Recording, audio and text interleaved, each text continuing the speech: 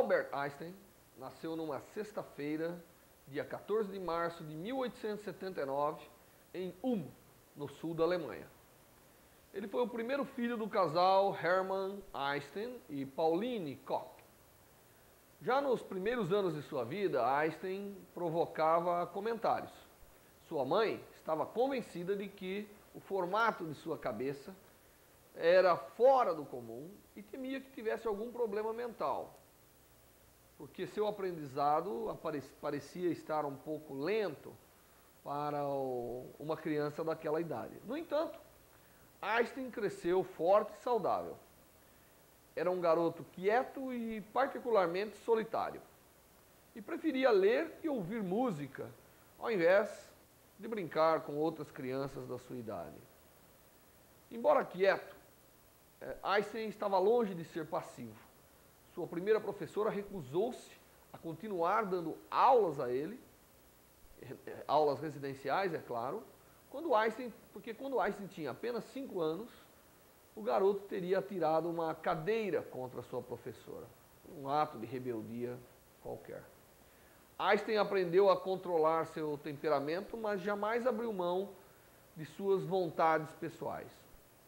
Num domingo, seus pais o levaram a assistir a uma parada militar, quando ele ainda era garotinho, 5, 6 anos, imaginando que ele poderia gostar dos bumbos e cornetas e do espetáculo em geral proporcionado por uma marcha militar. Einstein, no entanto, surpreendeu-os quando começou a chorar de forma incessante.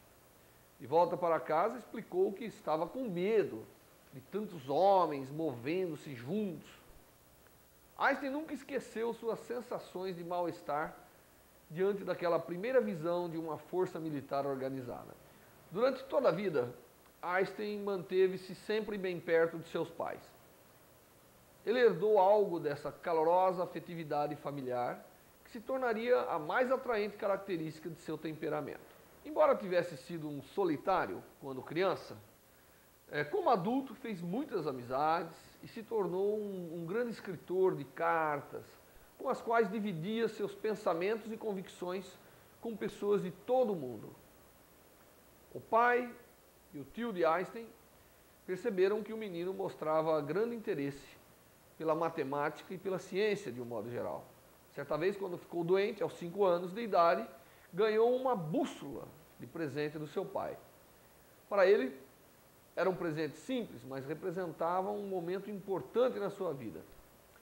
A agulha dentro da bússola, totalmente isolada, fechada, inacessível, parecia estar sendo segurada pela mão de uma pessoa invisível que a forçava a apontar na direção certa, na direção do norte. Einstein ficou tão excitado com o fato de que começou a tremer e teve febre. Embora tivesse apenas 5 anos, sabia que havia alguma coisa escondida por detrás daquele objeto fascinante. Depois daquilo, queria descobrir o que era a força misteriosa que mantinha a agulha numa certa direção. Poucos anos depois desse presente, Einstein teria outra sensação estranha, desta vez relacionada com os números. Seu tio Jacob costumava desafiá-lo a resolver quebra-cabeças matemáticos. Toda vez que Einstein encontrava a resposta certa, ele não se sentia somente contente. Era mais do que isso. Era como se vislumbrasse um belo e organizado mundo por detrás da matemática, por detrás dos números, das equações. Esse reconhecimento produziu um profundo sentimento de felicidade e o encorajou a descobrir tudo o que pudesse a respeito da matemática. Da mesma forma, ele estava fascinado pelas ciências naturais e atormentava o pai e o tio com perguntas embaraçosas. Como ocorre a escuridão? De que são feitos os raios do sol? Perguntas como essa. Aos 10 anos de idade, Einstein começou a estudar matemática por conta própria. O tempo que lhe sobrava depois que terminava as lições da escola. Mais uma vez recebeu ajuda e estímulo de sua família. Einstein também recebia educação religiosa em casa, conforme as exigências das leis alemãs da época. Por algum tempo, o garoto ficou profundamente absorvido pela religião. Chegou até a compor músicas de conteúdo religioso que cantava quando caminhava, ida e volta à escola. O interesse pela religião duraria, porém, somente um ano. Em 1894, os negócios da família entravam em colapso e eles deixaram a Alemanha e se instalaram na Itália, onde as possibilidades comerciais pareciam melhores para a família Einstein. Nessa ida da família Einstein para a Itália, somente o garoto Albert, então com 15 anos, ficou em Munique para terminar seus estudos. Ele sentia falta de seus pais e de sua irmã e odiava viver sozinho. Continuava não gostando de ir à escola e sua evidente inteligência, juntamente com a confiança que tinha em suas habilidades, irritava os professores. Um deles chegou a dizer que preferia muito mais que Einstein não frequentasse as suas aulas. Quando perguntado o motivo de tal comportamento, uma vez que não tinha feito nada de errado, o professor respondeu a Einstein: você fica sentado na última fileira sorrindo e isso viola o sentimento de respeito que um professor necessita de seus alunos. Então Einstein sempre foi um garoto extremamente rebelde e que queria impor as suas formas, rebelde no sentido de impor as suas maneiras, suas formas de aprender. Em 1895, Einstein deixou Munique para encontrar seus pais na Itália e prestou exame para ingressar no Instituto Federal de Tecnologia de Zurique, na Suíça. Anunciou ainda seus planos de desistir da nacionalidade alemã e tornar-se cidadão suíço. O resultado disso é que Einstein não passou no exame de admissão no tal instituto, na escola secundária de Aarau. Quando ainda se preparava para a segunda tentativa de exame de admissão no Instituto de Tecnologia, Einstein escreveu um pequeno ensaio em francês, intitulado Meus Planos para o Futuro. Nesse documento, Albert Einstein explicava por que escolher seguir uma carreira científica. E dizia ele para estudar matemática e física. Esse era o desejo dele. Em 1896, Einstein, com 17 anos, foi diplomado pela escola secundária de Aarau, que o dispensou do exame de admissão para ingressar no Instituto de Tecnologia. Tal havia sido seu desempenho, né? Suas notas eram impressionantes. Conseguiu a nota máxima em álgebra, geometria, física e história. Einstein renunciou formalmente à cidadania alemã e começou sua vida como estudante no famoso Instituto de Tecnologia em Zurique, onde frequentou um curso de 4 anos que o qualificaria como professor especialista em matemática e física. Claro, professor que tinha como objetivo ensinar nas escolas hoje equivalentes às escolas do segundo grau. Trabalhou exaustivamente, lendo, pensando, passando horas sozinho em seus experimentos. Não era sempre que seus admiradores aprovavam tais atitudes. Um dos professores, Henrik Weber, falou-lhe claramente: você é um garoto inteligente, mas você tem uma grande falha. Não ouve ninguém. Nesse aspecto, Einstein não dava valor aos ensinamentos de Weber. Ele reclamava que Weber, em suas dissertações e conferências, ignorava o desenvolvimento que vinha ocorrendo nos últimos anos em vários países para se concentrar em tópicos de rotina, que para Einstein eram desgastantes e fora de moda. Einstein fez sólidas amizades com vários de seus companheiros de estudo, em particular Marcel Grossmann e Michele Basso. Com esses, Einstein discutia longamente problemas de matemática, frequentavam concertos ou simples cafeterias, cafés, para conversar a respeito de ideias em ciência. Os três mantiveram uma firme amizade para o resto de suas vidas. E foi nesse tempo que Einstein tornou-se amigo também de uma estudante, Mileva Maric, que se tornaria mais tarde a sua primeira esposa. Ela igualmente estudava ciência e matemática, e Einstein passava longas horas discutindo com ela suas ideias e teorias. E identificava nela um grande potencial para a colaboradora. De todos os seus amigos, Grossman, em particular, parecia ser o mais que simpatizava com o temperamento determinado e independente que Einstein mostrava a todos que o rodeavam. Grossman entendia bem por que as aulas regulares, tradicionais, tornavam Einstein irritado e frustrado. Sabia também que seu amigo necessitava de informações que não eram tratadas em sala de aula. Einstein estudava somente aquilo que julgava interessante e não aquilo que os professores achavam que ele tinha que aprender e que, afinal, era o que ele precisava saber para passar nos exames. Einstein sempre se interessava pelas áreas da ciência que os professores achavam muito avançadas ou se interessava por ideias tão novas que eles não tinham ainda condições de entender e explicar apropriadamente para os alunos. Para contornar o problema, Grossman emprestou suas anotações de aula para ajudar Einstein a passar nos exames finais. E com alívio, o amigo de Einstein viu formar-se com excelentes notas em agosto de 1900. Agora que já estava qualificado, Einstein precisava achar um emprego.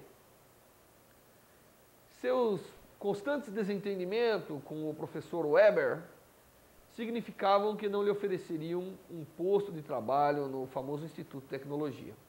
Sendo assim, escreveu para cientistas famosos de outras duas universidades, pedindo emprego, oferecendo-se a trabalhar.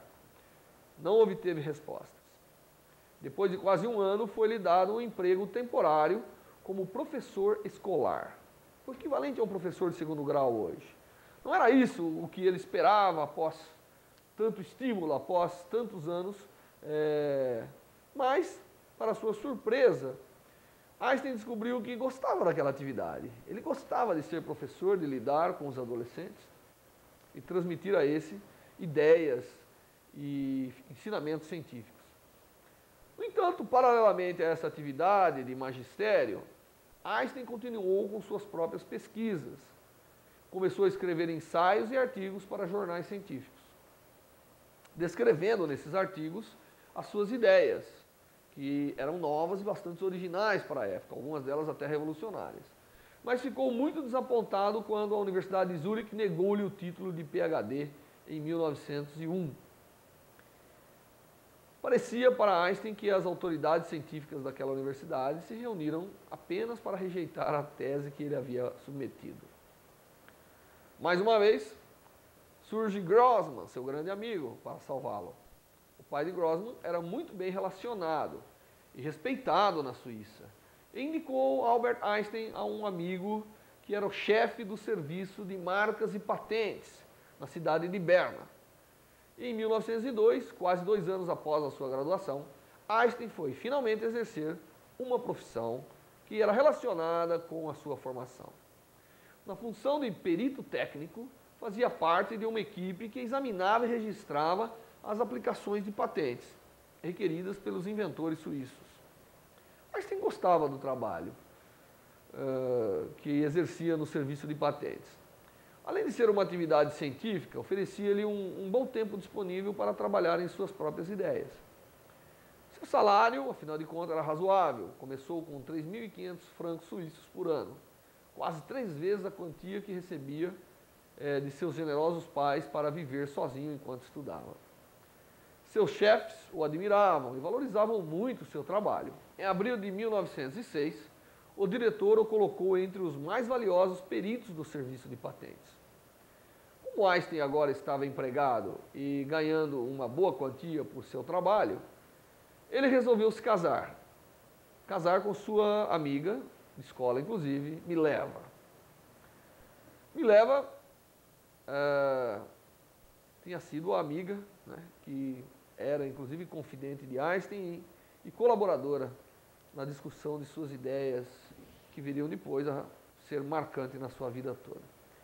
A cerimônia de casamento foi realizada em janeiro de 1903, apenas algumas semanas depois do falecimento de seu pai. No início, o jovem casal parecia feliz. Einstein estava disposto a se tornar pai e seu primeiro filho nasceu em maio de 1904 e o outro em julho de 1910. Os anos 1905 a 1915 foram de extraordinária criatividade para Einstein. Mesmo antes de lhe terem oferecido um emprego no serviço de patentes, ele já havia começado a publicar artigos nos principais jornais científicos, que era possível na época.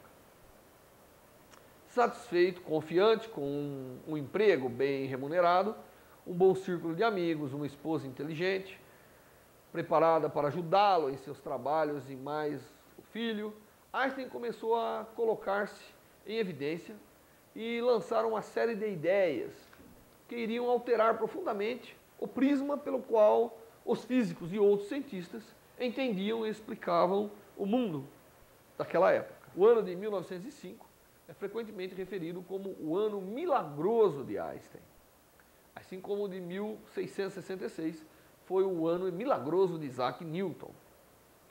Como havia pouco trabalho, Einstein pôde produzir a maior parte da sua obra científica, que o imortalizariam, na verdade, né? O trabalho era composto em 3 partes. A primeira parte versava sobre o efeito fotoelétrico, trabalho esse que viria a render-lhe o Prêmio Nobel de Física em 1921. O segundo, sobre o movimento browniano. Esse trabalho não só provou de maneira irrefutável a teoria cinética, pela qual se estuda os movimentos das partículas que compõem um sistema e assim por diante, como também forneceu a melhor prova direta da existência das moléculas. No seu terceiro trabalho, intitulado Sobre a Eletrodinâmica dos Corpos em Movimento, Einstein lançava as bases da teoria da relatividade, que depois viriam em 2 partes também, a relatividade restrita, que abriria novos caminhos para o desenvolvimento da física, e mais tarde a relatividade geral.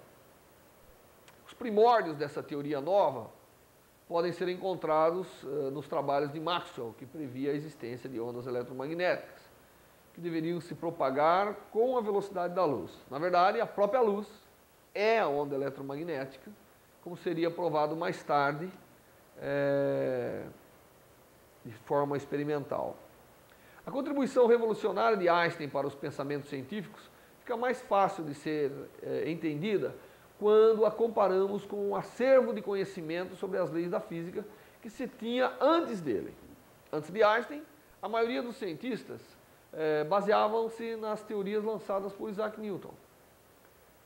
Muito tempo antes de Einstein, cientistas começaram a questionar se as leis estabelecidas por Newton eram realmente corretas, mas ninguém foi capaz de formular teoria que pudesse substituí-las em nenhum aspecto. Newton acreditou até sua morte que poderíamos descobrir por medições o ponto exato do impacto de uma coisa na superfície da Terra, por exemplo, e com a mesma precisão medir o intervalo entre 2 eventos separados. Quer dizer, para Newton, se nós tivéssemos apenas réguas de tamanho suficiente e relógios muito precisos, tudo poderia ser medido de forma absoluta. Newton chamava essas medições de espaço absoluto e de tempo absoluto. Para ele, o espaço e o tempo eram grandezas absolutas e que não dependiam de maneira alguma da forma de serem medidas. Bastava régua precisa e relógio preciso. Ideias estas que vão ser derrubadas com o aparecimento da relatividade. Embora isso parecesse verdade, o absolutismo de Newton realmente parece simples e bom senso, né? Mas não era para Einstein. Einstein fez o suficiente para questionar essas velhas proposições e sugerir uma nova e mais precisa maneira de descrever o que realmente acontece no mundo real quando se diz respeito a medidas de tempo e espaço. Embora nós não iremos descrever relatividade nesse programa, mas sim descrever a vida do seu propositor, a vida de Albert Einstein, é interessante colocarmos alguns exemplos para se saber do que se trata a relatividade proposta por Einstein. Para fazer isso, vamos imaginar 2 exemplos.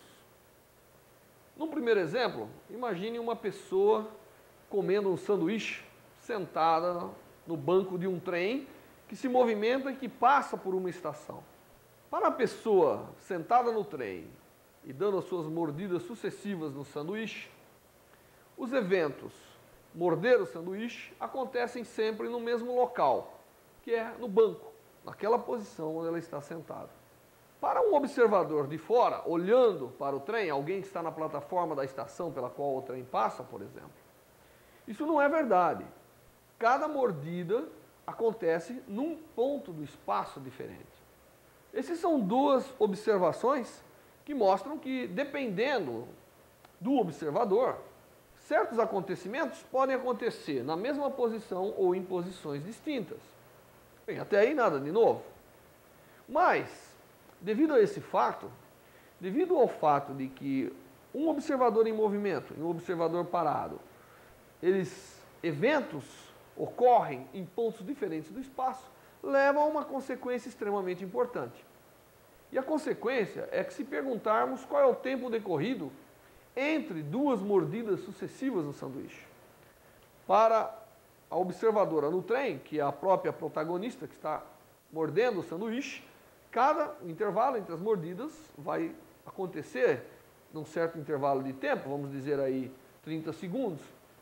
Porém, para o observador na estação, esse tempo será diferente.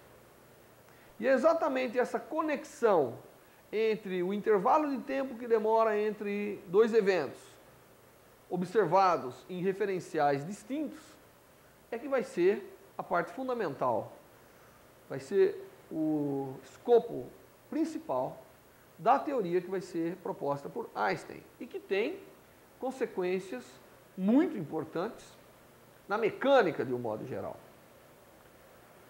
Um outro exemplo, somente para ilustrar, imagine um trem onde você tem o maquinista e o vigia no final do trem. E suponha que o trem carregue valores que devam ser protegidos, mas que dois ladrões estão dentro do trem e que, para saquear o trem, eles vão matar o maquinista e o vigia. É um exemplo bastante doloroso esse. E aí então eles vão matar com um tiro. Eles vão matar simultaneamente. Mas perceba você que será simultâneo para os passageiros do trem. Os passageiros do trem vão ouvir um único disparo, que representa dois tiros que matou o maquinista e que matou o vigia. Para um observador de fora, por exemplo, a pessoa que vende os bilhetes da estação, e naquele exato momento quando o trem estava passando, ele vai observar dois tiros distintos. Ou seja, devido a um referencial estar em movimento e o outro parado, com relação ao acontecimento, os eventos que foram simultâneos num referencial não necessariamente serão simultâneos no outro referencial. Essas são ideias básicas, claro que são bastante revolucionárias, que mostram que o tempo depende do movimento. A sequência de eventos, a frequência com que as coisas acontecem, ou mesmo a simultaneidade com que as coisas acontecem, depende muito do observador. E essas são as bases que vão aparecer na teoria da relatividade e que, evidentemente, destrói um pouco o absolutismo do espaço e tempo colocado na mecânica newtoniana. O estabelecimento da teoria de relatividade restrita ou especial, como a gente chama, estabelecida por Einstein, vai depender de uma série de acontecimentos, uma série de medidas, uma série de tabus quebrados. Um deles é sobre a velocidade de propagação da luz. O fato de que nada pode caminhar com velocidade maior do que a velocidade da luz é fundamental para o estabelecimento da teoria da relatividade. E a medida da velocidade, bem como o estabelecimento de certos referenciais, que o pessoal achava que eram referenciais absolutos, o pessoal achava que existia um referencial que era absoluto em relação ao qual tudo se move. Então, o estabelecimento de ideias relacionadas com esses temas é que vai proporcionar a Einstein o estabelecimento da relatividade.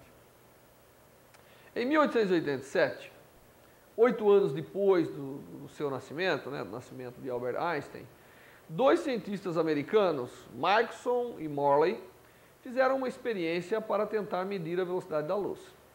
Já que esse é um fator importante na relatividade, vai ser importante que a gente descreva um pouco. A medida da velocidade da luz era um acontecimento muito importante. Se fosse possível a descoberta e a medida precisa da velocidade ou da constância da velocidade da luz, isso estabeleceria uma série de bases para medições da maneira que Einstein vinha idealizando a forma de se realizar uma medida em movimento ou em repouso. Mas ninguém ainda sabia exatamente como a luz se movia no espaço. Michelson e Morley acreditavam, como muitos outros, que o universo estava preenchido com éter. Se o éter fosse o mesmo em todo lugar, a luz então viajaria sempre com a mesma velocidade ao passar por ele. O problema era como medir essa velocidade, uma vez que qualquer pessoa que tentasse medir a luz que se movesse através do éter, precisaria também se mover através dele. Michelson e Morley tiveram uma brilhante ideia para tentar resolver a questão. Fazer vários espelhos, refletirem feixes de luz, alguns com faces voltadas para a direção em que a Terra supostamente viaja pelo éter, alguns fazendo com que os raios de luz se propagassem perpendicular ao movimento com que a Terra viaja por esse éter. Imagine, o éter preenche todo o espaço, a Terra viaja por esse éter, portanto o experimento de Michelson e Morley, colocado sobre a Terra, também viajam pelo éter. E eles pensaram que fazendo a luz viajar a favor do éter, contrário ao éter, perpendicular ao éter, seria possível medir variações dessa velocidade. Eles praticamente mediam interferência da luz que estão relacionadas com o tempo com que a luz gasta para percorrer a distância entre dois espelhos nessas várias possíveis configurações. Eles esperavam descobrir que a luz corre muito mais rápido pelo éter quando se dirige, quando a Terra, quando os seus espelhos estão na direção de movimento do éter. Não é? É como quando a gente está em cima de um carro e dá um tiro. A velocidade com que o projétil sai é a soma da velocidade do carro mais a velocidade do projétil. Ou então você atira uma pedra. Não é isso? Então, aí as velocidades se somam. Por outro lado, se eu estiver andando com um carro a alta velocidade e atirar uma pedra contrária ao movimento, é bem possível que a velocidade caia no mesmo ponto que eu soltei, porque as velocidades se subtraem. Bem, então é um experimento relativamente complexo, porém não muito difícil de se entender, embora não seja o objetivo dessa aula, mas Michelson e Morley ficaram surpresos ao descobrirem que a velocidade da luz era sempre a mesma, qualquer que fosse a configuração que eles posicionavam o seu aparelho. Ou seja, a velocidade da luz era a mesma, independente, primeiro, da velocidade da Terra pelo éter, não é? Tanto na direção, quando a Terra está na direção do éter, quando está contrário ou quando está perpendicular. E esse era um resultado difícil para se explicar. Se eu tenho um meio no qual a velocidade da luz se propaga, e esse meio está em movimento, se eu imaginar a luz como uma entidade mecânica se propagando, a velocidade deveria depender de eu estar lançando luz na direção de propagação do éter, ou contrária, ou perpendicular. E eles relutavam muito para explicar esse resultado inesperado. A velocidade da luz não dependia nada do éter. Teria ocorrido alguma falha no experimento, ou as leis da física estariam erradas nesse ponto? Ninguém sabia realmente como chegar à resposta correta.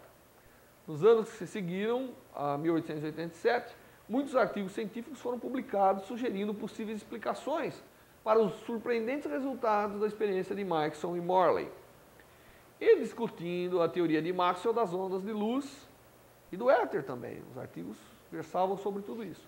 Quando ainda estudava no Instituto de Tecnologia de Zurich, Einstein havia lido sobre os trabalhos de Maxwell. e sobre os experimentos de Michelson e Morley. Assim como vários trabalhos que procuravam explicar aquela inesperada descoberta, Einstein também começou a ter as suas próprias ideias. Em julho de 1905, Einstein publicou um artigo expondo seus pontos de vista sobre os singulares resultados do experimento de Michelson e Morley. O documento continha a teoria que viria a modificar o mundo, né? Que viria a modificar a mecânica newtoniana. Einstein sugeria que os inesperados resultados dos experimentos daqueles dois cientistas poderiam ser explicados com base nas seguintes premissas. Primeiro, o éter não existia e a medição do tempo dependeria da velocidade de quem o estivesse medindo, em relação a qualquer que fosse o objeto. A única coisa realmente constante seria a velocidade da luz. Exatamente o que Michelson e Morley haviam descoberto. A velocidade da luz independia de qualquer outra velocidade. O conceito de espaço, o conceito de medida de espaço, deveria se alterar juntamente com a maneira de se interpretar intervalos de tempo. Porque a velocidade, ela é um espaço dividido por um tempo. Para que isso fique constante, é necessário que espaço e tempo se modifiquem de formas parecidas. Ora, quando eu somo ou subtraio a velocidade, eu altero o espaço. Não é? Portanto, eu também tenho que alterar o tempo. Ou seja, o que Einstein dizia era que o fundamental é que a velocidade da luz é constante. E isso implica que a medida de espaço e a medida de tempo depende da forma como que é feita.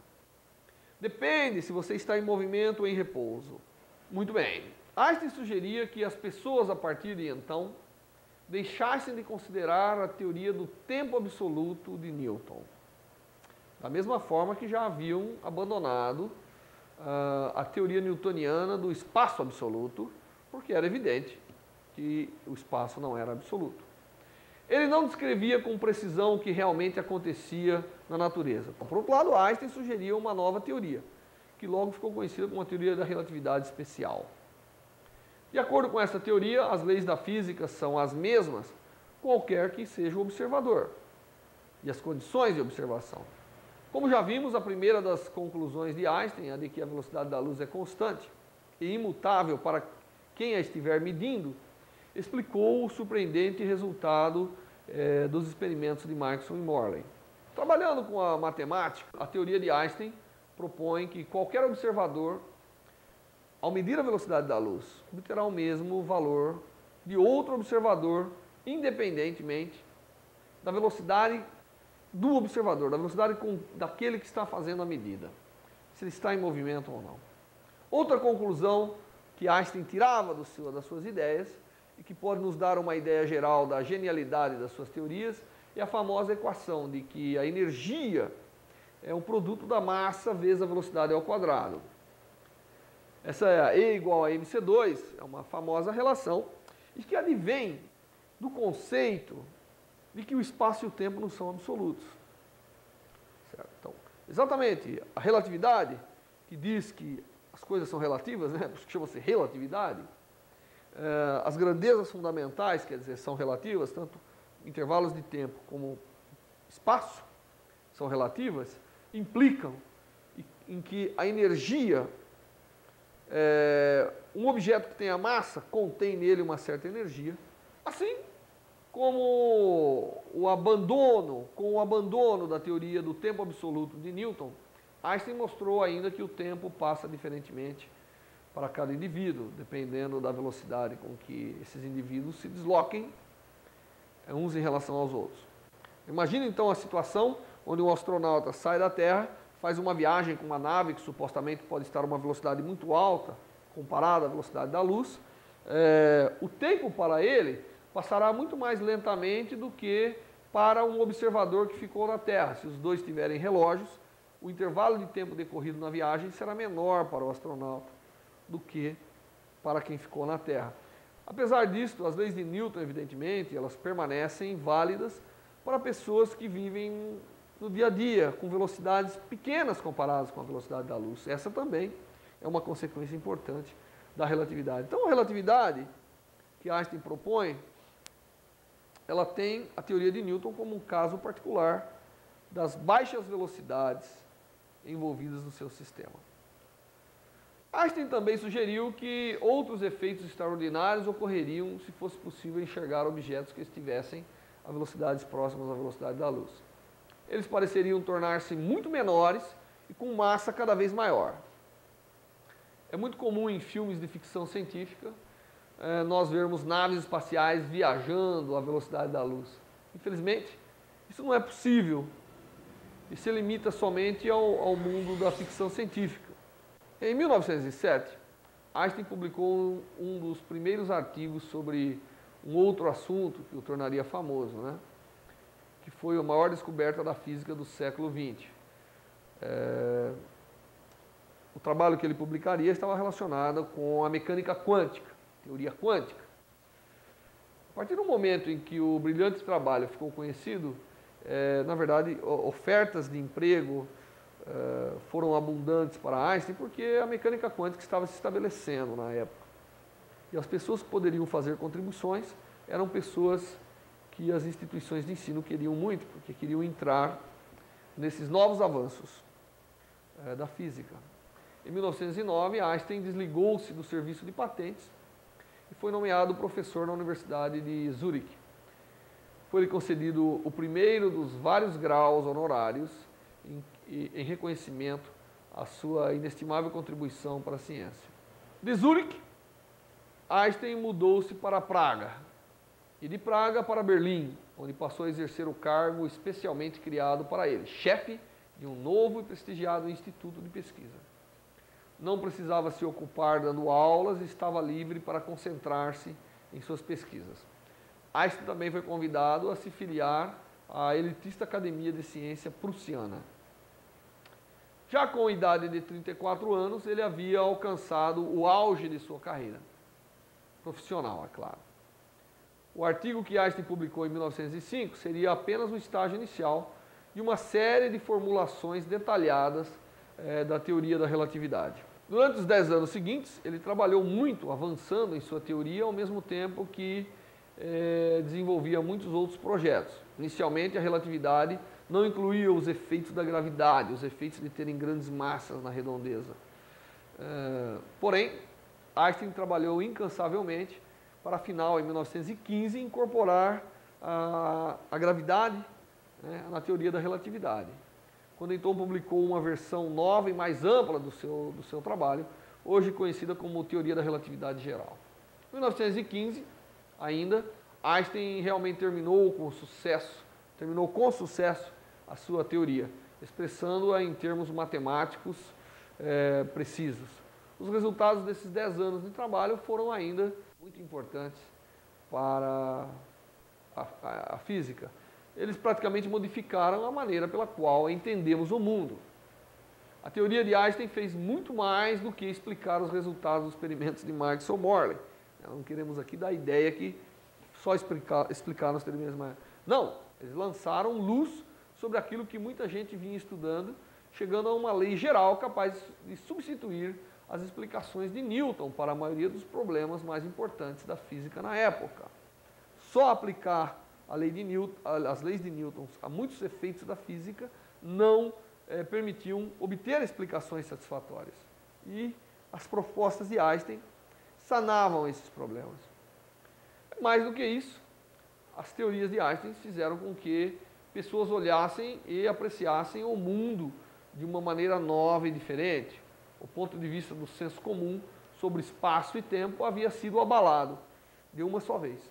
E para os cientistas que puderam entender o fundamento do raciocínio matemático, em que se apoiavam as teorias de Einstein, né, a relatividade trouxe uma nova e poderosa ferramenta para ajudá-los a explorar o mundo em que vivemos. Muito bem, dias sombrios chegaram para pôr fim à felicidade de Einstein com o de toda a Europa.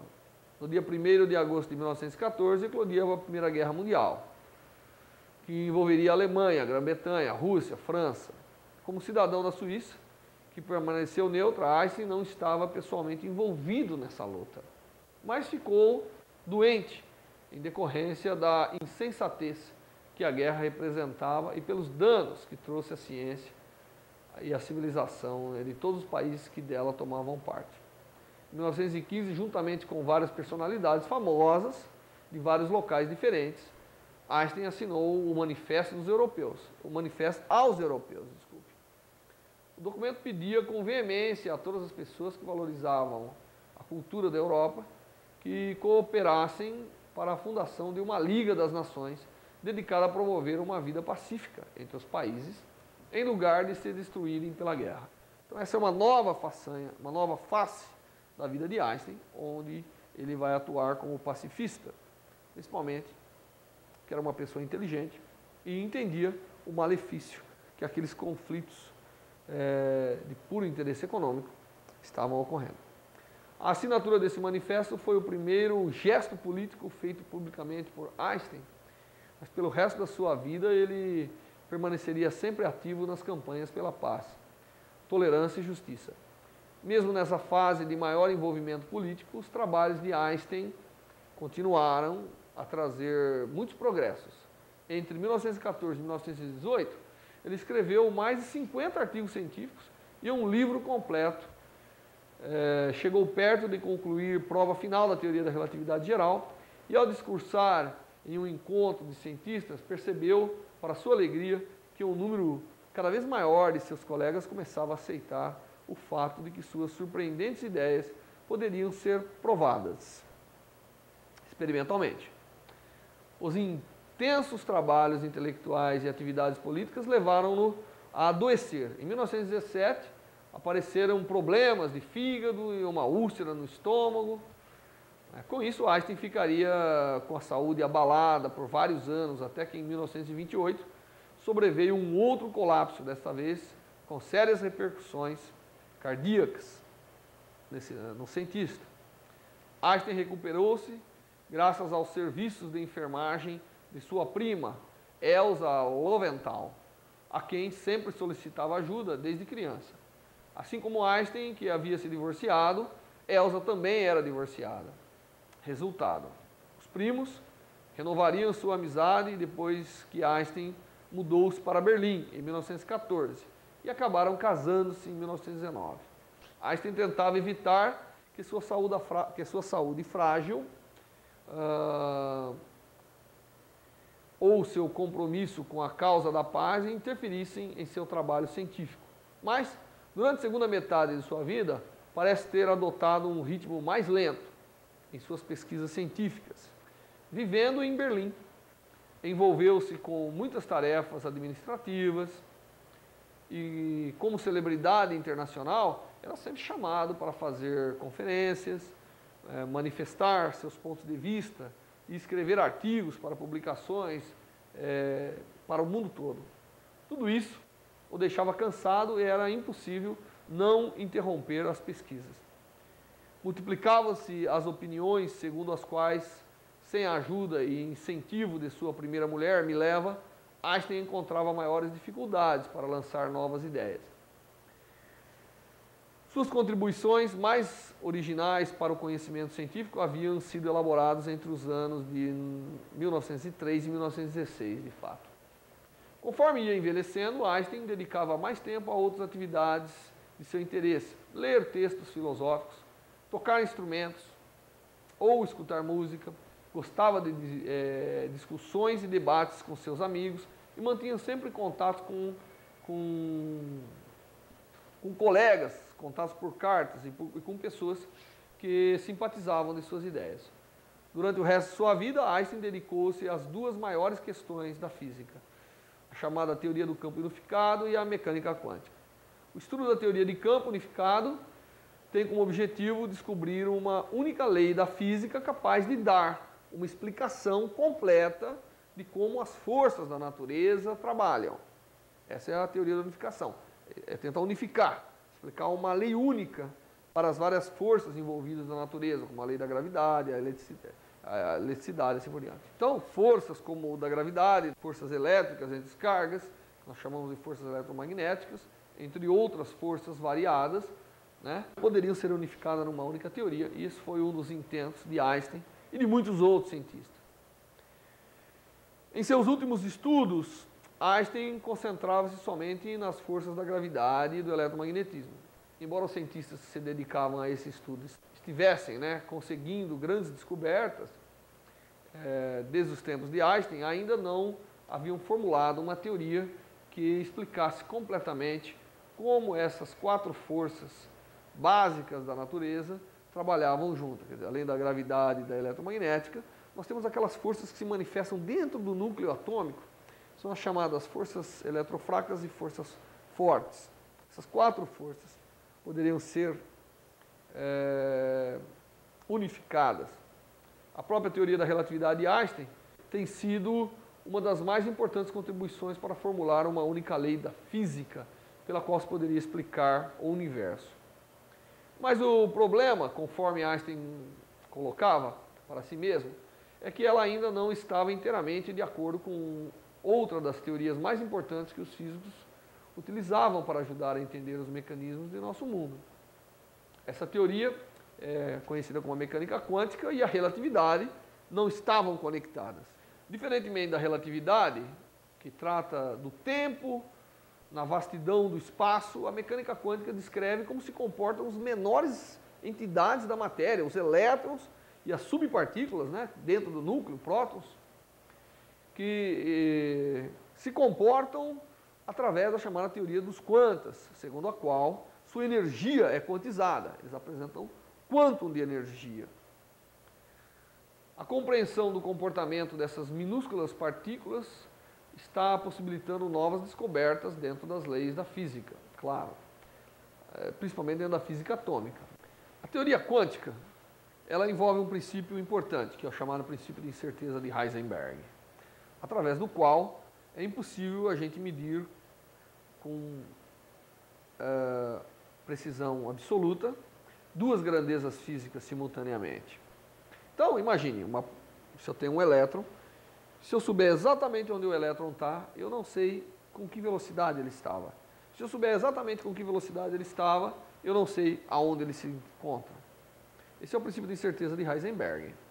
Einstein mostrava-se muito interessado na teoria quântica, mas não se pode dizer que a aceitasse com satisfação. Não simpatizava particularmente com o elemento sorte, com o princípio que era introduzido pelo princípio da incerteza. Segundo Einstein, Deus não joga dados, dizia ele.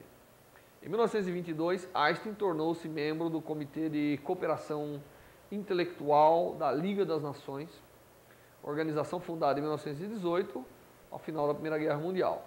Em 1925, juntamente com o líder dos direitos civis indianos, Mahatma Gandhi, Einstein trabalhou numa campanha pela abolição do serviço militar obrigatório.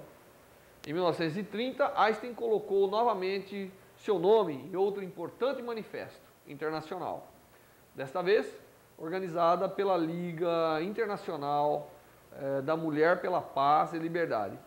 Pedia o desarmamento internacional como sendo a melhor maneira de assegurar a paz. Associou-se também a uma famosa organização pacifista, a Resistência Internacional contra a Guerra. Todas essas atividades eram suspeitas para as autoridades alemãs e algumas vezes investigadas pela polícia. Durante a década de 20 e o início da década de 30, Einstein recebia convites para visitar e dar palestras em muitos países. Conheceu famosos cientistas, líderes políticos e outras pessoas bem vistas em muitos países. Foi um dos primeiros estrangeiros convidados a visitar a Rússia comunista. Tornou-se amigo pessoal da família real belga e foi indicado como o primeiro cidadão honorário de Tel Aviv, em Israel. Prêmios e títulos eram cada vez mais oferecidos a Einstein por suas descobertas científicas. Em 1920, recebeu a ordem, Ordem pour la Mérite. Em 1921, o Prêmio Nobel de Física por seus estudos anteriores ao desenvolvimento das suas ideias sobre a relatividade. E em 1925, recebeu a Medalha de Ouro da Sociedade Astronômica Real de Londres. 4 anos depois, em 1929, ganhou sozinho a segunda medalha Planck, atribuída pela Academia Real Prussiana. Foi ainda nomeado conferencista convidado e professor visitante em universidades espalhadas pelo mundo.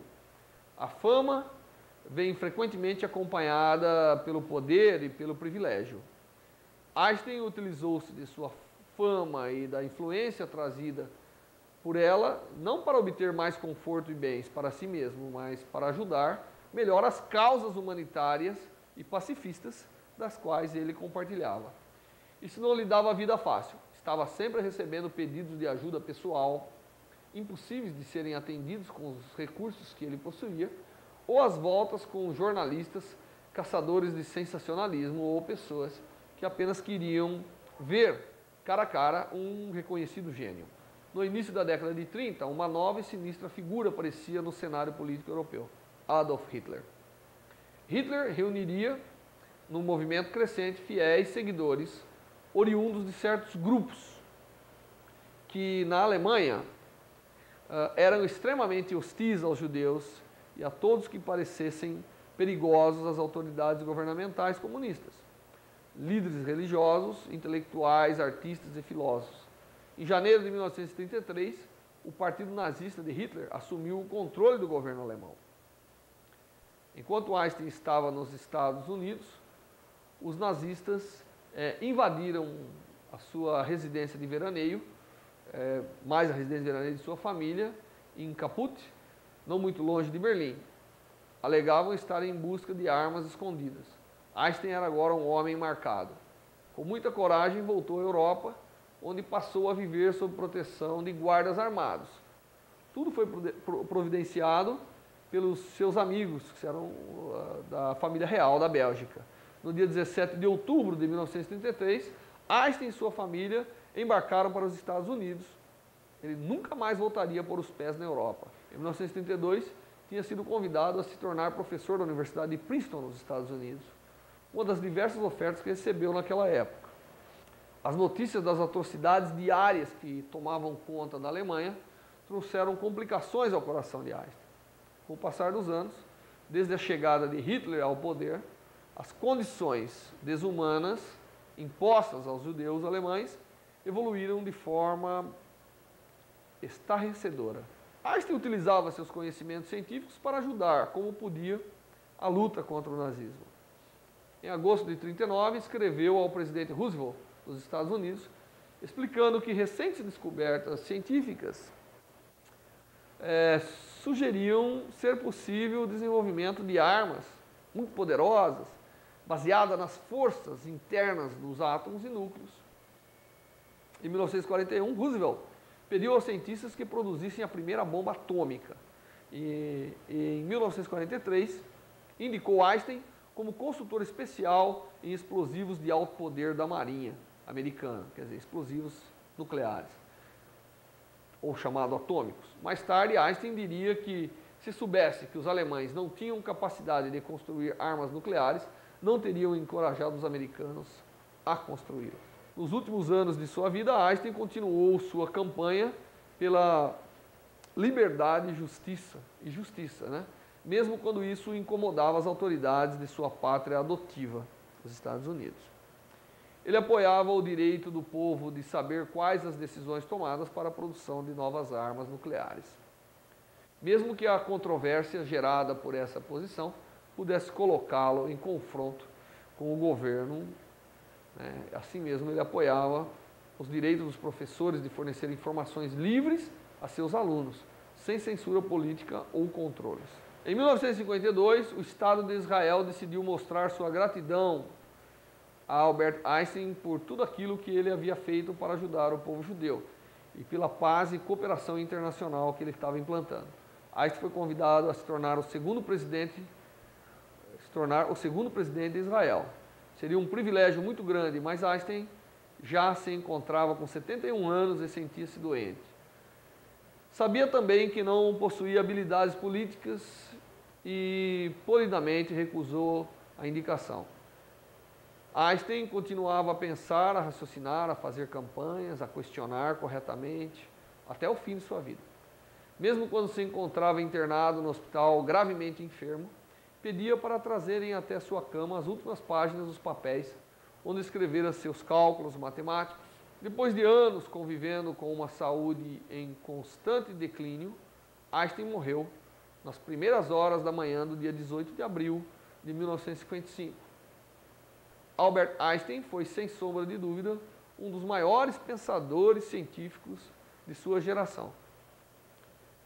Lembramos-nos dele hoje, não somente por suas descobertas científicas, mas por suas qualidades pessoais: coragem, perseverança, modéstia e senso de humor, assim como pelas contribuições para a paz e o entendimento entre as várias nações. Como cientistas, as contribuições de Einstein foram relevantes. Trouxe novas abordagens para os problemas da física que eram ignorados desde os tempos de Isaac Newton. Desenvolveu uma maneira completamente nova de medir as dimensões fundamentais, ou seja, o tempo e o espaço. Trouxe novas ferramentas matemáticas para ajudar os cientistas que o sucederam a encontrar espantosas respostas para as questões como o princípio do universo e seu funcionamento. As pesquisas de Albert Einstein trouxeram-lhe profundas satisfações. Ele estava consciente de que suas pesquisas científicas o haviam levado aos limites do conhecimento e o colocaram face a face com aquelas que seriam, talvez, algumas das mais importantes verdades sobre o nosso mundo. Albert Einstein era quase tão famoso por suas atividades políticas como por suas conquistas científicas. Mas não há dúvida de que seus trabalhos científicos são infinitamente mais importantes do que os seus trabalhos políticos. Como costumava dizer, a política é para o presente, mas uma equação é algo para a eternidade.